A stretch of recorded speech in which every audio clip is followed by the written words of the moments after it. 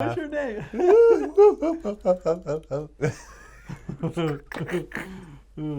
All right, I'm joined here today with Dustin Burtron and Brandon Livingston, the CEO and president of Coast Title and Escrow Services.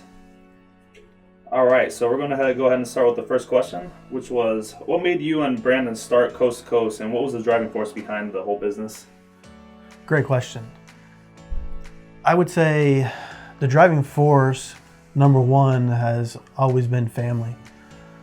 That is one of our main focal points for us, both personal and business, is family.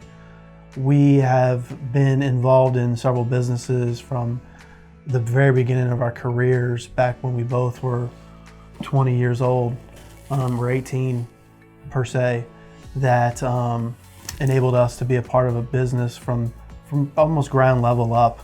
So it gave us some unique opportunities to vantage point different companies on how they conducted business. And we were able to take those businesses and mold them into what we now call Coast to Coast. So we wanted to create a place that was a comfortable workplace where people had fun, but yet were able to have that high character, be themselves, and really excel and get financially better than they ever have in their entire life. That is our goal. So that was a kind of the background of why we wanted to do it. Yeah. I think it's funny if you really think back on how we got it going. I was sitting in my recliner chair. I'll never forget. I had gotten out of the industry, which Dustin will kind of get into, and he had called me because he was consulting for another title agency, and he said, "Hey man, I got a great opportunity for you. Great pay." Kind of went over all that. Do you want this? And I thought to myself, what the hell are we doing? Why in the world are we going to go? If you don't know, one of the companies that Dustin was a major factor in building, and I was kind of one of his right-hand men, was acquired years ago, and I had gotten out of it. Started Living Tech Builders, which was a small remodeling company that I was doing. So I was comfortable sitting in my chair when he gave me this opportunity, and I was like, absolutely not, man. The only way I'm getting back into business is if we do it for ourselves. Because I knew what we could do. I knew we could really do something great, and that was important to me in life. And when I said that to Dustin, he said, "Oh man, all right," hung up the phone. And what was about a day or two? Yeah, I thought it was crazy. He thought I was nuts, and I don't know what the hell I was thinking. I've been through the process of opening offices, obviously not for ourselves. I knew that it was going to be a daunting task. I didn't know if my health was going to be up for it, and B, I didn't know if mentally I was up for it, and I didn't know if my family was up for it, because at that point, consulting, you just kind of do it on your own time, and that's all we have in life is our time.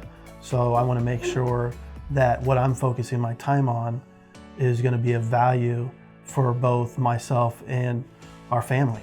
And I jumped in. And it was go time. So he called me. He said, "All right, let's do this thing." It was a day or two later. And literally I thought to myself, what did we just get ourselves into? Had no clue how we were going to do it. We were both not in a great point in our life by any means. I was okay. I was putting food on the table, 3 kids, married. Dustin was married, 3 kids with some major health issues at the time, which I'll let you get into. Yeah, we had just kind of gotten, I was getting through those, and just a quick backstory on that. We keep talking about health and stuff like that, and yeah, they don't know. Making sure we're title brothers. So back in early 2000, and I was at that point a young man, had a successful career going on, had 3 kids. I'm going to do the right thing. I'm going to go get life insurance, right? That's the right thing you go do. So I do. They do blood work because, it's a pretty healthy policy. And they call me back and they said that you're uninsurable. And I thought, because I was racing sprint cars at the time, that, it's because I drive sprint cars. And they're like, no. We can give you a waive on that. It's your liver enzymes are like off the charts. Oh, what do you mean off the charts? I'm like, I feel good. And they're like, no, you need to go see a doctor now. And by the way, you're on a blacklist, so you'll never get life insurance again, whether you're healthy or not, because you're off the charts. So, okay. I go and see the doctor, and the doctor's like, they're running all these tests. Of course, then you start looking up WebMD, and you think you got this or you think you got that. And come to find out, I have a rare liver disease called primary sclerosing cholangitis, which is a narrowing of the bile ducts. They told me, hey, it might not ever affect you. There's no quite way to how that disease progresses. So you could be okay, you could be not, we don't know. On top of that, I had ulcerative colitis. So I was already sick, and I would, go from weighing 190 pounds to weighing 140 pounds. Skeletal. Just depending on what was going on and where my body was reacting. So I had a big surgery, and that actually put a real big dent into my liver and pretty much almost killed me. I was definitely on death's door at that point, in the hospital in ICU for quite some time, and was able to get through that. At the same time, we had started another title company, working for a bigger company, and they actually had let me go while I was on FMLA. So I'm sitting in the hospital bed, and they're like, hey, can you come back to work tomorrow? I'm like, no, I'm in the hospital. They're like, well, sorry, we'll send your severance pay. Thank you for your time. Okay. So, and that was a big ding already, right? I'm thinking, okay, here's a company that I worked hard for, making them a lot of money, and I'm just put to the wayside.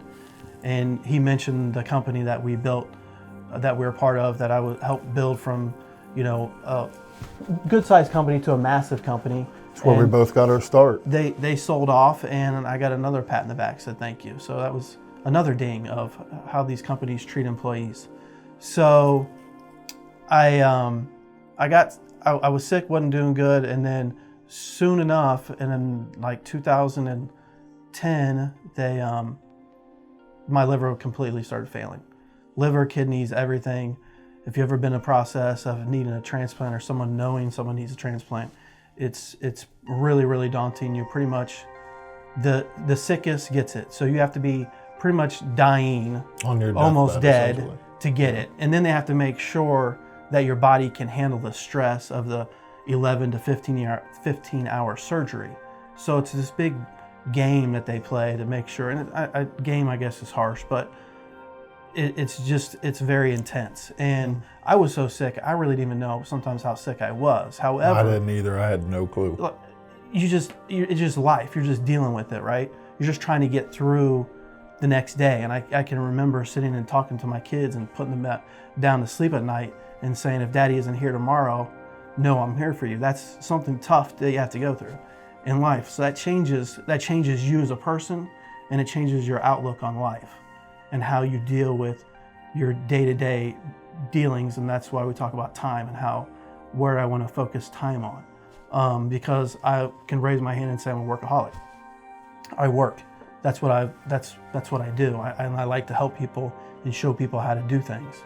So when we decided to do Coast to Coast, I knew that was going to take time, and we don't have a lot of time. That's something that we expect, and we take it for granted on a daily basis. When you go through something like that I've gone through, that changes your perspective on what you spend your time on. So I knew that it was going to be a big task, but yeah. So I got a call on It was Halloween. I remember we were trick-or-treating. 2011 for a call. And I'll be honest with you, it came over as a unknown call, and I almost didn't answer it. And they're like, hey, we have a liver for you. And obviously one of the best days of my life to know that I could actually feel better and participate. Before then, I'd sleep 20 hours a day, be up for 4 hours. In those 4 hours, I couldn't even tell you what I did. So when these opportunities started coming up to consult and stuff like that, I went ahead and did those. But again, it was on my own time, and I could, choose and pick what I wanted to do. And then when we said, let's do this, I knew I wanted to if I was going to do it, I was going to really put the effort into it. And B, I was going to take those things that we had experienced with these other companies and not put people in those positions, especially our employees, that they don't have those same experiences that we did.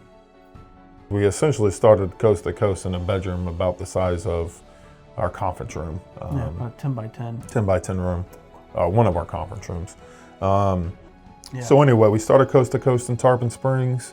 We then opened an office in Clearwater. We literally started with zero. We didn't even have a client. We had not one client. And thinking back about, who does that? Like typically when you start a company, it's like you work for a company. I have all this business. And I should I'm go going do to it take on this my own. business and go do it myself. We didn't even have that. We Nothing. had been out of business for so long. We Yep. just knew how to do the business. We were 4 or 5 years out of the business. Yeah, we knew how to do it. And not only that, we only could start in Florida only on a purchase scale, essentially. That's kind of, our background really as far as where we were when we went to create Coast to Coast. We set goals and we met each goal. And that conference room that we started on now is in Dustin's office as just a table that we sit at to go to plan, to chat and plan and to get creative. Our original desk, I've got. He's got one. We still got one original desk in there, so it's quite humorous, and you get very grateful. It fires that passion back up into your soul when you really think back of how it was then and how it is now. It makes you never ever take anything for granted. And that's something that I think both of us will always hold dear to us, is we don't ever want to get to where our people are just a number. Yeah. They're our family.